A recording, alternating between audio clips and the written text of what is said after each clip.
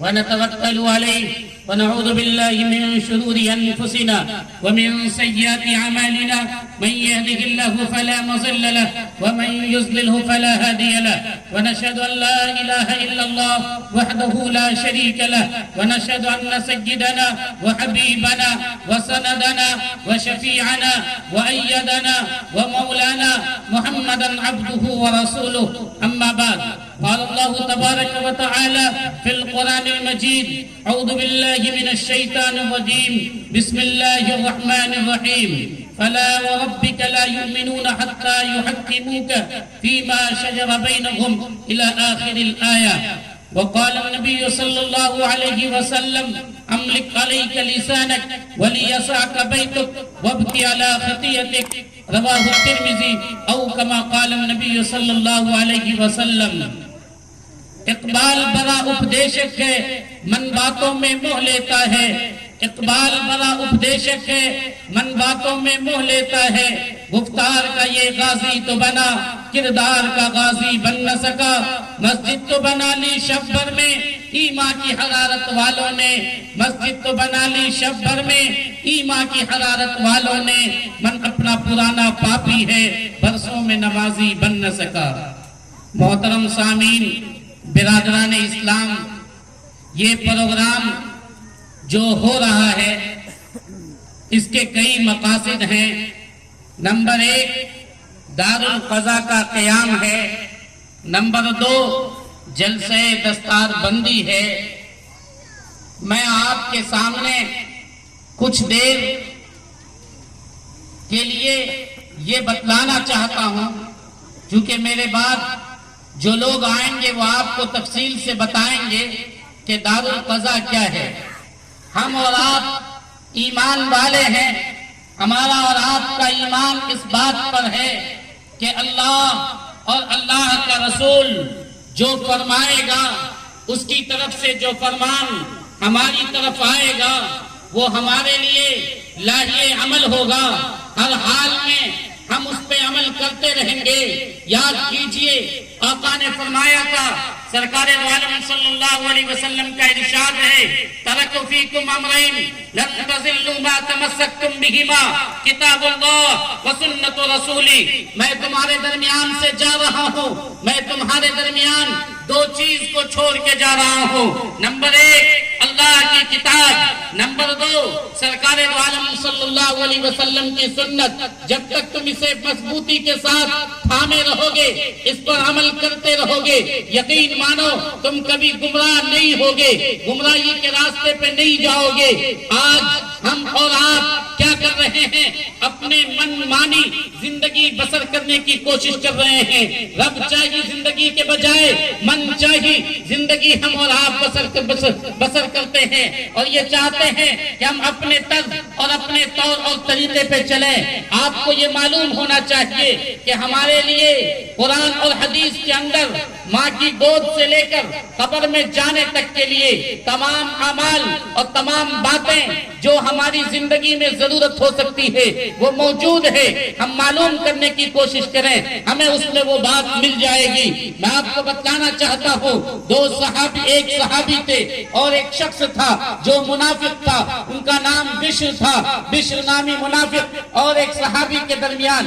کسی معاملے میں لڑائی ہوئی جھگڑا ہوا اور وہ لڑائی یہاں تک پہنچی کہ وہ دونوں اپنا مقدمہ لے کر سرکار دو عالم تاجدار بطحہ نبی کریم صلی اللہ علیہ وسلم کے پاس گئے آقا و مولا نبی کریم صلی اللہ علیہ وسلم نے فیصلہ فرما دیا اور وہ فیصلہ منافق کے حق میں کیا گیا چونکہ منافق وہ حق پر تھا اور جو صحابی یعنی مسلمان تھے وہ حق پر نہیں تھے اس لیے فیصلہ مسلمان کے خلاف ہوا اور فیصلہ اس منافق کے موافق ہوا لیکن یہ صحابی یہ مسلمان شخص انہوں نے یہ کہا کہ ہمیں یہ فیصلہ قبول نہیں ہے وہ بظاہر مسلمان تھے اس کے بعد انہوں نے کیا کیا وہ فیصلہ لے کر حضرت ابوبکر صدیق کے پاس گئے اور یہ کہا کہ ہم یہاں دوبارہ فیصلہ چاہتے ہیں۔ حضرت ابوبکر صدیق رضی اللہ تعالی عنہ نے جب یہ بات سنی کہ آقا و مولا نبی کریم صلی اللہ علیہ وسلم نے فیصلہ فرما دیا ہے، تو آپ نے یہ کہا کہ آپ نے جو فیصلہ کیا ہے وہی فیصلہ رہے گا، میں اس فیصلے کو بدل نہیں سکتا۔ پھر یہ بشر نامی منافق جو حقیقت میں مسلمان تھا، جو بظاہر مسلمان تھا لیکن حقیقت میں وہ منافق تھا، یہ اس مسئلے کو لے کر حضرت عمر بن خطاب رضی اللہ تعالیٰ عنہ کے پاس گیا۔ حضرت عمر بن خطاب کے پاس جب یہ بات پہنچی تو وہ غیر مسلم شخص جو حق پر تھا اور جس کے لیے فیصلہ کیا گیا تھا، اس نے یہ بتلایا کہ میں آپ کو بتلا دینا چاہتا ہوں کہ سب سے پہلے فیصلہ سرکار دو عالم صلی اللہ علیہ وسلم نے کیا، اس کے بعد ہم لوگ حضرت ابوبکر صدیق کے پاس گئے، انہوں نے بھی وہی فیصلہ کیا جو فیصلہ آقا نے کیا تھا، اب ہم لوگ اپنا مقدمہ لے کر آپ کے پاس آئے ہیں۔ حضرت عمر بن خطاب نے بشر نامی منافق سے پوچھا کہ یہ بتاؤ کہ یہ بات جو یہ لوگ یہ کہہ رہے ہیں یہ صحیح ہے یا غلط ہے؟ کیا آپ نے یعنی سرکار دو عالم صلی اللہ علیہ وسلم نے فیصلہ فرما دیا ہے اس کے بعد تم آئے ہو؟ انہوں نے کہا ہاں حقیقت یہی ہے۔ حضرت عمر بن خطاب نے کہا کہ تم یہیں بیٹھے رہو۔ آپ اندر تشریف لے گئے، اندر سے تلوار لائے، تلوار کو میان سے باہر نکالا اور پھر یہ کہا کہ جس کو سرکار دو عالم صلی اللہ علیہ وسلم کا فیصلہ منظور نہیں ہو اس کا فیصلہ یہ ہے کہ اس کو سر قلم کر دیا جائے۔ چنانچہ تلوار سے اس شخص کو قتل کر دیا۔ حقیقت بھی یہی ہے کہ جسے آج بھی قرآن اور حدیث کا فیصلہ منظور نہیں ہے وہ حقیقت میں مسلمان نہیں ہو سکتا ہے، وہ اس لائق ہے کہ اسے قتل کر دیا جائے، کیونکہ آقا و مولا نبی کریم صلی اللہ علیہ وسلم نے فرمایا لا یؤمن احدکم حتی یکون ہواہ تبعا لما جئت بہ، تم میں سے کوئی انسان اس وقت تک مومن نہیں بن سکتا ہے، اس وقت تک مومن نہیں بن سکتا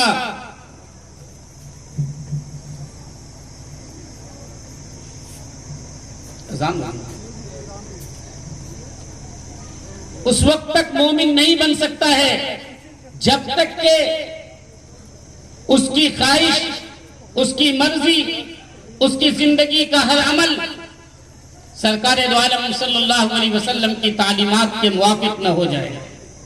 آپ جس بات کو لے کر دنیا میں آئے یعنی قرآن کریم اور احادیث، جب تک انسان اس کے مطابق زندگی بسر نہیں کرے گا تب تک وہ انسان مومن کامل نہیں ہو سکتا ہے، وہ ایمان والا نہیں ہو سکتا ہے۔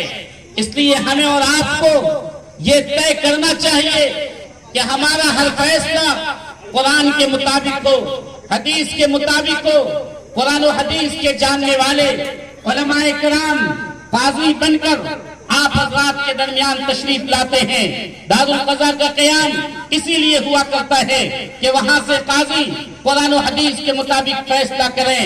آپ کی ذمہ داری ہے کہ زندگی میں آنے والے مسائل، زندگی میں آنے والی پریشانیوں کو لے کر دار القضاء میں جائیں اور وہاں بیٹھے ہوئے قرآن و حدیث کے جانکار، قرآن و حدیث سے واقف قاضی جو تشریف فرما ہوتے ہیں، جن کا کام ہوتا ہے فیصلہ کرنا، ان سے جا کر فیصلہ کروائیں اور اس فیصلے کو اپنی زندگی میں نافذ کرنے کی کوشش کریں۔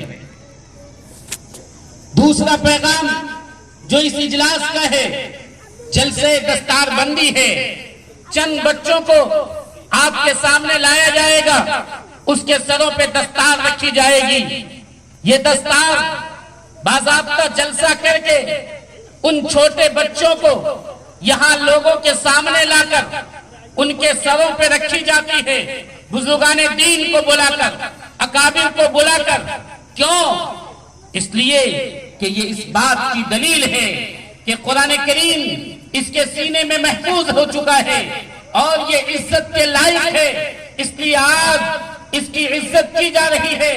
ہماری اور آپ کی ذمہ داری بھی بنتی ہے کہ جو علماء اور جو حفاظ ہمارے اور آپ کے درمیان ہیں، ہم ان کی عزت کریں، ہم ان کی تعظیم کریں، نیز ہم اس بات کی کوشش کریں کہ ہم اپنی اولادوں کو قرآن کریم یاد کرائیں، قرآن کریم کا حافظ بنائیں۔ ہم اور آپ کیسے مسلمان ہیں کہ ہمارے گھروں سے قرآن کریم کی تلاوت کی آواز تک نہیں آتی ہے، صدیاں گزر جاتی ہیں۔ بلکہ میں آپ کو بتلاؤں، سال میں ایک مرتبہ بعض آدمی صرف شعبان کے موقع پہ قرآن پڑھواتے ہیں، جبکہ وہ بھی دوسروں کو بلا کر قرآن کی تلاوت کرواتے ہیں۔ ہم نے یہ سمجھا کہ قرآن کریم صرف طاقوں میں سجانے کی کتاب ہے، نہیں، قرآن کریم ایسی کتاب ہے جسے سینے میں بسایا جائے۔ قرآن کریم ایسی کتاب ہے جس کی تلاوت کرنے سے انسان کی زندگی میں نور پیدا ہوتا ہے، جس کی تلاوت کرنے سے انسان کی زندگی سے مسائل ختم ہوتے ہیں، اس کے گھر میں خیر و برکت کا نزول ہوتا ہے۔ ہماری اور آپ کی ذمہ داری یہ ہے کہ ہمارا ہر بچہ وہ کم سے کم ناظرہ قرآن کریم مکمل اچھی طرح پڑھنا جانتا ہو اور اسے پڑھے۔ یہ ہماری ذمہ داری ہے، ہر مسلمان کی ذمہ داری ہے۔ اگر ہمارا بچہ قرآن کریم سے ناآشنا ہے، ہمارے بچوں کے سینے میں قرآن کریم محفوظ نہیں ہے، تو سمجھ جائے کہ ہم سچے پکے مسلمان نہیں بن سکتے۔ اس لیے یہ جلسہ آپ کو اس بات کا پیغام دیتا ہے کہ آپ بھی اپنے بچوں کے سینے میں قرآن کریم کو محفوظ کروائیں۔ آقا نے فرمایا، من قرأ القرآن فاستظہرہ فأحل حلالہ وحرم حرامہ ادخلہ اللہ الجنہ وشفاہ فی عشرۃ من اہل بیتہ کلہم قد وجبت لہ النار۔ کہ جس انسان نے قرآن کریم کو یاد کیا، زبانی یاد کر لیا، اپنے سینے میں محفوظ کر لیا، اس کے حلال کو حلال جانا، اس کے حرام کو حرام جانا، اللہ تبارک و تعالی کل قیامت کے دن اسے جنت میں داخل کرے گا اور یہ کہے گا کہ تم اپنے خاندان کے لوگوں میں سے وہ لوگ، خاندان کا وہ آدمی جو تمہارا موافق تھا، جو اس بات کی کوشش کرتا تھا کہ یہ حافظ بنے اور تمہارے حافظ بننے کی طرف تمہیں ترغیب دیا کرتا تھا، ان کو تم 10 ان میں سے 10 آدمی کو تم جنت کے اندر داخل کرواؤ۔ اس بات کی اجازت دی جائے گی اور وہ سفارش کریں گے اور ان لوگوں کو داخل کروائیں گے۔ ایک روایت میں ہے، سرکار دو عالم صلی اللہ علیہ وسلم نے فرمایا کہ جس نے اپنے بیٹے کو ناظرہ قرآن کریم پڑھنا سکھا دیا، غفر لہ ما تقدم من ذنبہ، اس کے پچھلے تمام گناہ معاف کر دیے جاتے ہیں۔ آج ہمارا بچہ ڈاکٹر ہو جاتا ہے، انجینئر ہو جاتا ہے، لیکن حیرت اور افسوس کی بات ہے کہ ہمارا بچہ قرآن کریم کو پڑھنا نہیں جانتا ہے، جبکہ قرآن کریم کو پڑھانا، قرآن کریم کو سکھانا ہمارے لیے انتہائی آسان ہے۔ ہمارے گاؤں میں علماء ہوتے ہیں، حفاظ ہوتے ہیں اور وہ تو مفت بھی تعلیم دیتے ہیں۔ اس لیے آپ کی ذمہ داری ہے کہ گاؤں کے حفاظ یا گاؤں کے ائمہ کے پاس اپنے بچوں کو بھیجیں اور اسے قرآن پڑھنا سکھوائیں۔ اگر آپ کا بچہ جاہل رہتا ہے، کل قیامت کے دن آپ کو جواب دینا ہوگا، آپ کی گردن نپے گی۔ اس لیے دوسرا پیغام اس جلسے کا یہی ہے، آپ اس کو اپنے دل و دماغ میں محفوظ کریں اور لے کر جائیں اور اس پر عمل کریں۔ آخری پیغام جو میں اس جلسے میں دینا چاہ رہا ہوں وہ یہ ہے کہ سرکار دو عالم صلی اللہ علیہ وسلم کی ایک روایت ہے کہ آپ نے فرمایا، املک علیک لسانک ولیسعک بیتک وابکی علی خطیئتک۔ یاد رکھنا، اگر تمہیں دنیا کی مصیبتوں سے چھٹکارا چاہیے، اگر ایک انسان کو جہنم کے عذاب سے بچاؤ چاہیے، اگر ایک انسان جہنم سے بچنا چاہتا ہے، جنت میں داخل ہونا چاہتا ہے، تو آپ نے فرمایا اسے کم سے کم 3 کام کرنا ہوگا۔ ہم میں سے کون ہیں جو جنت میں نہیں داخل ہونا چاہتے؟ ذرا ہاتھ اٹھا کے بتائیں تو، جنت میں نہیں داخل ہونا چاہتے ہیں؟ ہر ایک انسان یہ چاہتا ہے کہ وہ جنت میں ضرور داخل ہو۔ کون لوگ چاہتے ہیں جنت میں داخل ہونا؟ ذرا ہاتھ اٹھا کے بتائیے تو۔ کیا ہم لوگ نہیں چاہتے جنت میں داخل ہونا؟ اللہ کے رسول نے فرمایا وہ کم سے کم 3 کام کرے۔ ان 3 باتوں کو آپ یاد رکھیے۔ نمبر 1، املک علیک لسانک، آپ اپنی زبان پر کنٹرول پیدا کیجیے، آپ اپنے اوپر قابو رکھیے۔ آپ جب بولیے تو سوچ کر بولیے، آپ کی گفتگو بغیر ضرورت کے نہ ہو۔ آپ نے فرمایا کہ بولو تو خیر کی بات بولو ورنہ خاموش رہو۔ سرکار دو عالم صلی اللہ علیہ وسلم کی روایت ہے کہ اگر تم بولو تو اچھی بات بولو، اور اگر اچھی بات نہیں بول سکتے ہو تو تم خاموش رہو۔ یاد رکھنا، بخاری شریف کی روایت ہے کہ کہ جب انسان صبح کرتا ہے تو اس کی زبان تمام اعضاء کے سامنے دست بستہ عرض کرتی ہے کہ تم ٹھیک رہنا، اگر تم ٹھیک رہو گے تو ہم سب ٹھیک رہیں گے، اگر تم ٹھیک نہیں رہے تو ہم سب ٹھیک نہیں رہیں گے، اگر تم خراب ہو گئے، تم نے اگر غلط کام کیا تو بھگتنا ہوگا ہم سب کو۔ اس لیے ہماری اور آج کی ذمہ داری ہے۔ اللہ کے رسول نے فرمایا مَن یضمن لی ما بین لحییہ وما بین فخذیہ اضمن لہ الجنہ، جو انسان دو بات پہ عمل کرنے کی گارنٹی لیتا ہے، نمبر ایک دو ڈانوں کے درمیان جو چیز ہے یعنی زبان کی، نمبر دو دو رانوں کے درمیان جو چیز ہے یعنی شرمگاہ کی، آقا نے فرمایا اضمن لہ الجنہ، میں اس کے لیے جنت کی گارنٹی لیتا ہوں۔ دوسری بات وَلِيَسَعْكَ بَيْتُكَ، بغیر ضرورت ہم اور آپ چوک پر، چوراہے پر، ہوٹلوں میں، پارکوں میں، دوسری جگہ پر نہ گھوما کریں، ضرورت پڑے گھر سے باہر جائیے۔ اگر گھر میں رہیں گے آپسی بناؤ رہے گا، میاں اور بیوی کے درمیان محبت رہے گی، تفرقہ نہیں ہوگا۔ ہم اور آپ گھر میں کم رہتے ہیں، دوستوں میں زیادہ، ہم اور آپ گھر میں کم رہتے ہیں، ہوٹلوں میں، چوک اور چوراہوں پر زیادہ رہتے ہیں، گھر جاتے ہیں، کھانا کھاتے ہیں اور سویا کرتے ہیں۔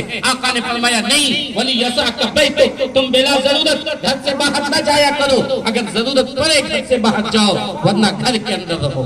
تیسری بات اور یہ آخری بات، میرا 2-3 منٹ وقت باقی ہے، آخری بات ہے اور وہ بات یہ ہے کہ وَابْكِ عَلَى خَطِيئَتِكَ، جب بھی کوئی گناہ ہو تم گناہ پہ رو، اللہ کے سامنے رو، گر گراؤ، استغفار کرو، اللہ سے کہو استغفر اللہ ربی من کل ذنب واتوب الیہ، اے اللہ میں اپنے تمام تر گناہوں سے توبہ کرتا ہوں، مغفرت چاہتا ہوں۔ اے الہ العالمین، ہم بھٹک گئے تھے، دوسری راہوں پہ چلے گئے تھے، ہم تمام در کو چھوڑ کر واتوب الیہ آپ کی طرف لوٹتے ہیں، آپ کے در پہ آتے ہیں۔ یقین مانیے اگر بندہ اللہ کا در پکڑ لے گا، اللہ کے دروازے کو پکڑ لے گا، دنیا کی کوئی طاقت اس کا کچھ نہیں بگاڑ سکتی ہے۔ کیا کم ہے ہو جو ساری خدائی بھی مخالف، کیا کم ہے ہو جو ساری خدائی بھی مخالف، کافی ہے اگر ایک خدا میرے لیے ہے، کافی ہے اگر ایک خدا میرے لیے ہے۔ مسلمانوں نے اپنا رشتہ اللہ سے توڑ دیا ہے، اپنا رشتہ اللہ سے قائم نہیں رکھا ہے، اللہ کے در کو اس نے چھوڑ دیا، اس لیے دنیا کے در پر جا کر وہ سجدے کر رہا ہے، دنیا کے دروں پہ جا کر اپنی ضرورتیں رکھ رہا ہے، لیکن اس کی ضرورتیں پوری نہیں ہو رہی ہے۔ میں آپ کو بتلانا چاہتا ہوں کہ استغفار ایک ہتھیار ہے جس کے ذریعے آپ اللہ سے جو چاہے جب چاہے آپ مان سکتے ہیں، منوا سکتے ہیں۔ میں آپ کو بتلانا چاہتا ہوں ایک مشہور واقعہ ہے، طبقات الحنابلہ میں یہ واقعہ نقل کیا گیا ہے۔ ایک شخص ٹھنڈک سے ٹھٹرتا ہوا، رات ٹھنڈک کی ہے، سردی سے وہ ٹھٹر رہا ہے، ٹھٹرتا ہوا ایک مسجد جاتا ہے، مسجد میں جا کر آرام کرنا چاہتا ہے، لیکن مؤذن نے مسجد کے اندر سے باہر نکال دیا۔ وہ انسان باہر آ کر لیٹ جاتا ہے، کچھ دیر کے بعد جب مؤذن آتا ہے وہ یہ دیکھتا ہے کہ ایک انسان وہی باہر سویا ہے جسے میں نے منع کیا تھا۔ وہ غصہ ہوتا ہے، وہ ذرا خلوص قسم کا تھا، غصے میں انہوں نے کیا کیا، وہی ٹھنڈک سے ٹھٹرا ہوا انسان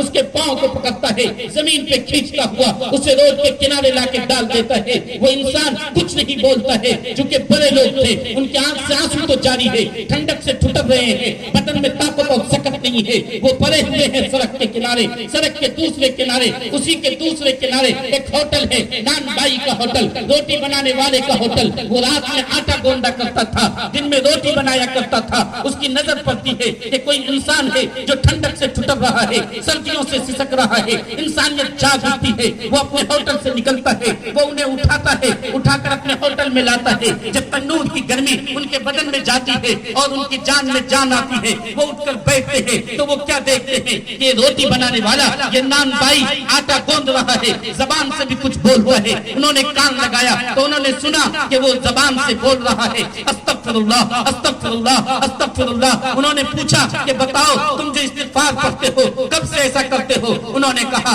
لمبا زمانہ گزر چکا ہے، میں ہمیشہ یہی کیا کرتا ہوں، مسلسل استغفار پڑھتا ہوں، جب تک آٹا بولتا رہتا ہوں, استغفار کرتا ہوں. انہوں نے پوچھا کہ بتاؤ تمہیں اس کا کیا فائدہ ہوا ہے. اس شخص نے کیا جواب دیا, مسلمانوں اسے سنو اور کان سے سنو, دل میں اسے جگہ دو, دماغ میں رکھو اور اس پہ عمل کرنے کی کوشش کرو. انہوں نے کہا کہ میں نے آج تک اللہ سے جو مانگا ہے, جب مانگا ہے, اللہ نے مجھے دیا ہے, لیکن ایک دعا ہے جو میری قبول نہیں ہو رہی ہے. چند سالوں پہلے میں نے یہ دعا مانگی کہ یہاں سے دور ایک بزرگ ہیں, بڑے بزرگ ہیں, بزرگوں کی زیارت کرنی چاہیے, وہاں جانا چاہیے, ان سے ملاقات کرنا چاہیے. ان کے دیدار سے, ان کے چہرے کو دیکھنے سے ایمان تازہ ہوا کرتا ہے. آپ قربان جائیے یہاں کے علماء کرام پر کہ انہوں نے وہ بزرگ جو خانقاہ رحمانی کی سرزمین پہ ہیں, جو منگیر کی سرزمین پہ ہیں, جہاں پوری دنیا سے لوگ آتے ہیں صرف اس لیے آتے ہیں کہ خانقاہ کی سرزمین پہ جا کر وہاں کی برکت حاصل کرے,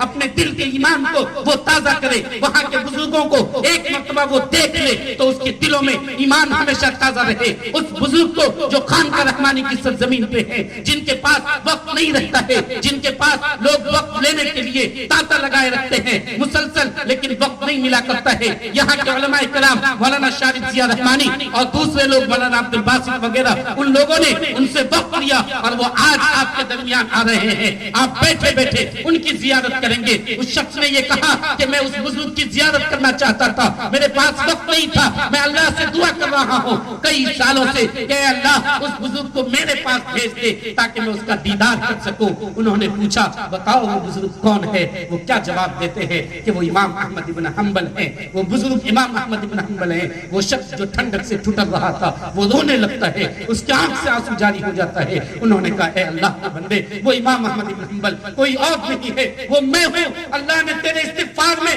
اتنی طاقت دی تھی, اتنا پاور دیا تھا کہ اللہ نے مسجد میں مجھے جگہ نہیں دی, وہاں سے نکال کر باہر کر دیا تاکہ تیرے قدموں تک پہنچ جاؤں اور تو میرا دیدار کر سکے.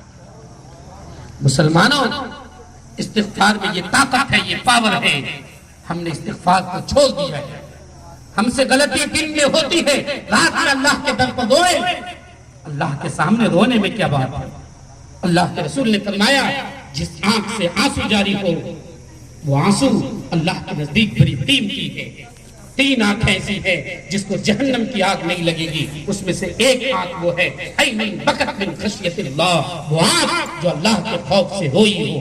اس لیے مسلمانوں ہم اور آپ اس کا لحاظ خیال کریں اور استغفار کریں, اللہ سے لو لگائیں. یقین مانیے کہ اللہ تبارک و تعالیٰ سے جب ہم لو لگائیں گے ہماری بگڑی بن جائے گی, دنیا بھی بنے گی اور آخرت بھی بنے گی. یہ تمام باتیں نمبر 1 کہ جب بھی کوئی معاملہ ہو آپ دار القضاء کی طرف رخ کریں اور اس فیصلے کو تسلیم کریں. اگر تسلیم نہیں کرتے ہیں آپ سچے پکے مسلمان نہیں ہیں. نمبر 2 آپ اپنے بچوں کو قرآن پڑھائیں, کم سے کم ناظرہ ضرور پڑھائیں اور پھر حافظ بھی بنانے کی کوشش کریں. اور نمبر 3 آپ زبان کو کنٹرول میں رکھیں. اور نمبر 4 بلا ضرورت گھر سے باہر نہ جائیں. نمبر 5 اللہ کے سامنے روئیں, گڑگڑائیں, استغفار کریں. اللہ تعالی ہمیں بھی اور آپ تمام حضرات کو کہنے اور سننے سے زیادہ عمل کرنے کی توفیق عطا فرمائے. آمین یا رب العالمین. ربنا تقبل منا انك انت السميع العليم.